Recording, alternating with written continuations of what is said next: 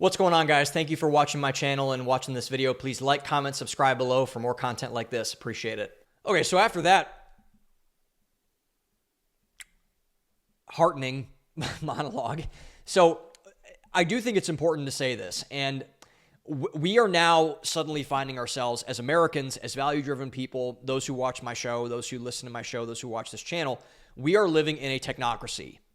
And so, and it's not similar to, or just siloed to Larry Ellison. I'm going to talk about a lot of people in the show, but just think about where we've been over the last year. Like Elon Musk at one point, and I'm very Musk neutral. I really don't care. I think he's probably a good person, more of a decent person than most people, but I don't know.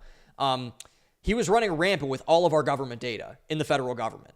He had it, private citizen right there, personal advisor to President Trump before their blow up and everything else like that.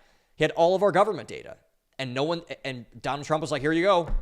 Take it, do your thing, go crazy. You know, Sam Altman, who runs OpenAI, Larry Ellison, Peter Thiel, are now working directly with the government, with the federal government, the largest systems of database. Oracle, by the way, has a large federal government division on all of our data. And so, like, think about, I'm watching this, I've been watching a lot of stuff about 9/11 recently, and I've been learning a lot more about kind of the specifics of what happened or maybe what didn't happen, etc. I'm not here to propose a theory on 9/11, but like, you know, one of the biggest things that I've written actually about this for a long time. Like, I remember learning about the Patriot Act, and I was, 4 years old or whatever when it was passed. But the Patriot Act was the greatest invasion of privacy, the greatest violations of civil rights that are defined in the Bill of Rights by American citizens ever. Like by far, like it's like you should read it if you haven't read it. It is remarkably invasive and trods over our rights like it's nothing. They run roughshod over our rights. But what's happening now with the tech right and with all of these CEOs and powerful people kind of just getting their hands on our data, and we're just being farmed out and being made into little data points to everybody else, it makes that seem like peanuts. Like, it makes the Patriot Act and that invasion of our privacy seem incredibly small.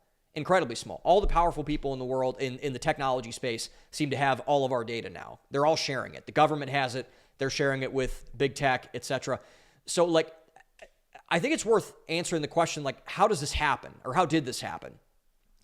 And to maybe give our technocratic overlords some grace here, I would argue that the reason why it happened is partly because it needed to. And hear me out on this. I know it's going to kind of sound wild, but hear me out. So there is a point where innovation in anything is necessary. And so our government, as we have seen over the last couple of years, is remarkably inefficient. It's inefficient, which is why so many people were so excited about the promise of Doge, and why Elon Musk and Vivek Ramaswamy and all the people that were involved with Doge, they were so excited about it. It actually had bipartisan support among the citizens of America. They were like, yeah, the government needs to get smaller. We need to innovate. We need to trim. Why are we operating on computer systems that are 25 years old? We're the United States federal government. Why is this happening?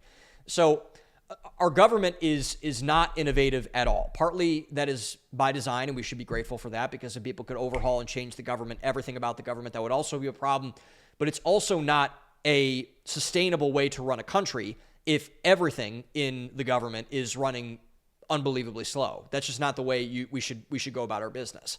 And so there was a need for, I would argue, for the private sector and our best and brightest to work with the government to make things better. And, a lot of people, I think when Trump was announcing Doge, he said it was going to be the Manhattan Project of our time, which clearly flopped, and that was a massive fail and whatever with Ramaswamy and Musk and Trump and all those people. They did not. That was not the Manhattan Project of our time, as it turns out. But I thought, like, when you look at the Manhattan Project, and if you've seen Oppenheimer, and if you're a nerd like me who likes to read all this stuff, you saw the best and brightest working with the government. Albert Einstein, J. Robert Oppenheimer, like all these other people that were brilliant in their fields of physics and the military and all these sorts of things, science. And by the way, that movie is so terrifying just because when it's about nuclear war and the people that wanted to use it to make weapons and everything else, it's really everything that's kind of wrong with our country in a movie, and also that's, good with our country in a movie. So if you haven't watched it, please watch it. It's great. Some of those people are terrifying inside of that movie, and we should recognize that. And some of the people that are doing this right now currently are terrifying as well.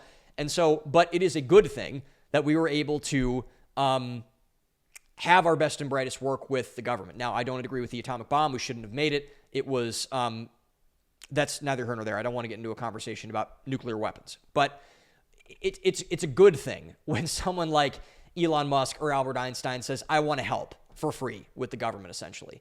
And that should be celebrated, I think. Like, I mean, we should, when a very smart person or a very good person says, I want to lend my services to the government, whether that's serving in the military like my friend Dylan did, or whether it's you're the CEO of a tech company and say, I want to help make the government better. I think that's a good thing, and I think we should celebrate that. But we have the classic example of this. I think this is probably the largest example of this, maybe at scale, that we've seen in recent American history, is you give people an inch and they take a mile, which is exactly what has happened right now with our big tech overlords and our venture capital people and all the people inside of Silicon Valley right now. So our technocrats have been given an inch by Donald Trump. They have infiltrated the White House. They have infiltrated our government. They have infiltrated our institutions. David Sachs, et cetera, everything else like that. And we'll get to all those people in a second. So they have now wormed their way, weaseled their way into the government. And so, like, for example, you have people like David Sachs, who is now largely dictating policy on AI and on cryptocurrency. Like, okay, like special liaison counsel, whatever. Peter Thiel, we'll talk about him later, Larry Ellison, Sam Altman, they're just getting massive government contracts, massive donations from all of, not donations, were paid for by us to do everything that they want to do, not necessarily what the citizens want to do. And there's been conspiracies about, like, they're controlling J.D. Vance and they're grooming J.D. Vance to be president. It's like, because J.D. Vance worked with Peter Thiel, he knows a lot of these guys very well, he knows David Sachs very well, etc. I don't think that's true, by the way. Just because someone works in big tech like J.D. Vance, and maybe this is my own bias because I love J.D. Vance, but that doesn't really ring true to me. But the point of all of this is that what we thought is just someone helping someone win an election or someone do like an innovative government project or something, has resulted in a new kind of faction of our ruling class. And I would argue the most powerful faction of our ruling class, which is institutional tech nerds who are kind of on the outside, are now on the inside. They're in a more powerful institutional position than ever before. And it's not even close, because they've always been the rebels and the renegades and everything like that. But now they've become adopted into this kind of quasi-NGO lobbying group, government blob, etc. That's really troubling, I think, when you really look into it. And I think the reason as to why this has not been checked more is the core flaw of Donald Trump as a politician, whether that's with big tech, whether that's with, loser non-Republicans like Lindsey Graham, whether that's with, people, foreign leaders, whatever, is that Donald Trump is prone to flattery. Donald Trump is a man who loves a compliment. And I love a compliment, and a lot of you probably love a compliment. Maybe you're a words of affirmation person. That's fine. But I think it is important to be very honest that this did not happen under Joe Biden's watch.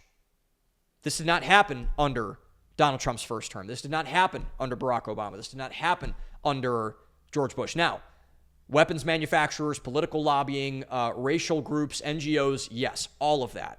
But the embrace of the tech right, the embrace of this new faction of our conservative, quote unquote, ruling class, which is, it's ridiculous, because these guys are not MAGA at all. Like, if you think that Mark Andreessen and Elon Musk and Sam Altman and Mark Zuckerberg and Larry Ellison are like MAGA Republicans, you gotta get your eyes checked. These guys are not MAGA at all. I know MAGA people, they are not them. And in fact, MAGA people that are defined by probably Tucker Carlson, Steve Bannon, like those type of people, they are very distrustful of the tech right, and they should be. And so, but they were largely the key, in big part, to him winning the election. One of the keys to him winning the election was the embrace of the tech bros on the quote-unquote right, which they aren't. They're not MAGA. But they have been, our tech CEOs, our tech overlords, the big tech people, they have been looking for a way into the cool kids club, where people like Donald Trump are, the political class, the institutionalization of power. They have been looking for a way into the cool kids club for a very long time. They have been ostracized for a very long time. And you know, I know like Facebook and Chris Hughes, who was then one of Mark Zuckerberg's right-hand men at Facebook, like they helped Barack Obama win his first term with social media and everything else like that. Trump won his first term largely because of the Facebook algorithm and the Twitter algorithm and things like that. But they have never been on the inside. Like the wolves have now entered the pen. The foxes have now entered the hen house. And they have all the permission in the world because of one guy, Donald Trump. If Donald Trump were to say, nope, I don't want you here, the buck would stop. And then to go back to hating him like they did before. But Trump needed them, maybe. I think he probably did. And so he said, okay, I'll make some concessions. I'll give you guys some government contracts, etc. And now they are on the inside. And that is why we are slowly becoming, and quickly becoming, I would argue, a technocracy. And that is very troubling. And, you know, Donald Trump needs to repent for that. And, you know, we need to call that out more, because it would have not happened if Donald Trump would have allowed it to happen. But he did, and we're here. And so we have to deal with the consequences of that. And we need to talk honestly about that.